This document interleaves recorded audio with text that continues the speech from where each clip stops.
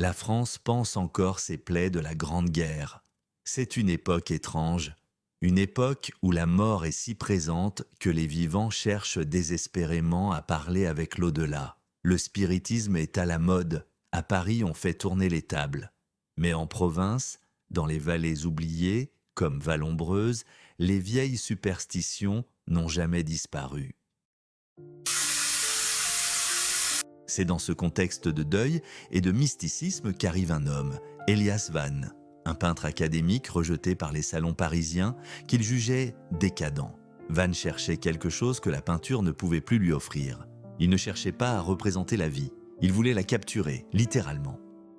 Le 12 avril 1924, Van s'installe au manoir des Corbeaux, une ruine que personne ne voulait. L'aubergiste du village, un certain Henri Michaud, a laissé un témoignage écrit dans son livre de contes, retrouvé des années plus tard. Voici ce qu'il a noté le soir de l'arrivée de Van. Il est entré sans dire bonjour. Il a commandé du vin, mais n'y a pas touché. Il regardait les clients comme on regarde du bétail. Quand je lui ai demandé ce qu'un artiste venait faire dans notre trou à rats, il a souri. Un sourire sans joie. Il m'a dit « La lumière de Paris est morte, mon brave. Ici, les ombres sont anciennes.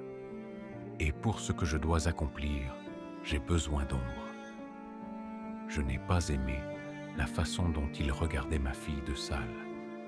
Heureusement, il avait apporté la sienne. La sienne, c'était Lara, sa muse, 20 ans à peine.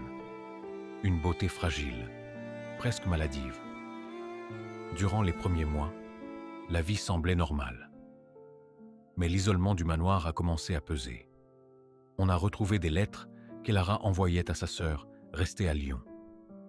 Des lettres qui n'ont jamais été postées. 22 septembre. Elias ne dort plus. Il a fait condamner les fenêtres de l'atelier du dernier étage. Il dit que la lumière du soleil abîme la vérité des couleurs. Il peint à la bougie. Hier, il m'a fait poser pendant 8 heures d'affilée. Je n'avais pas le droit de bouger, pas même pour boire. Il ne me regardait pas comme un homme regarde sa femme. Il me scrutait comme un anatomiste dissèque un cadavre.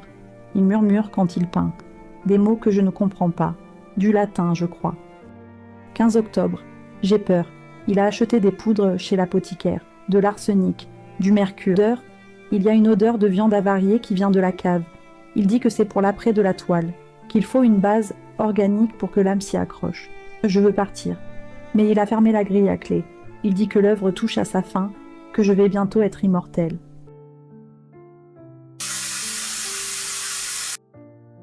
Nous arrivons au 14 novembre. L'odeur est devenue si forte qu'elle atteint le village. Le maire alerte la gendarmerie. C'est le maréchal des logis, Pierre Durand, qui mène l'intervention. Son rapport, numéroté 892B, est froid, clinique. Mais certains détails trahissent sa... Nous avons pénétré les lieux à 21h30. Aucune trace de M. Vane. L'odeur provenait du dernier étage. Nous avons dû enfoncer la porte de l'atelier. La pièce était saturée. Une chaleur anormale y régnait, malgré l'absence de feu. Au centre, il y avait ce chevalet. Et tout autour... Le rapport décrit des centaines de bougies. Certaines avaient brûlé le plancher. Il décrit aussi des symboles tracés à la craie sur le sol. Un mélange de géométrie sacrée et d'hérésie. Mais c'est le tableau qui a stoppé net les officiers. Je n'ai jamais vu une chose pareille. J'ai fait la guerre, monsieur le juge. J'ai vu les tranchées. Mais ça... Les yeux de la femme sur la toile me suivaient. Pas comme une illusion d'optique. Ils me suivaient vraiment. Et cette texture sur les lèvres, on aurait dit que c'était humide. Le dossier a été enterré. Mais en 1950, avant une vente aux enchères, une analyse moderne a été effectuée sur l'œuvre. Les résultats n'ont jamais été rendus publics. Pourquoi ? Parce qu'ils sont impossibles. Un expert en restauration d'art a gratté un micro-fragment de la robe rouge d'Elara. Il s'attendait à trouver du cinabre ou de la laque de Garance. À la place, il a trouvé de l'hémoglobine, mais pas seulement du sang séché. La structure cellulaire était préservée, comme si le sang était maintenu dans une stase perpétuelle par l'huile de lin et un agent liant inconnu. Elias Vane n'avait pas simplement utilisé le sang d'Elara comme peinture. Il avait utilisé l'alchimie pour lier son essence vitale au support physique. Le corps d'Elara n'a jamais été retrouvé. Celui d'Elias non plus.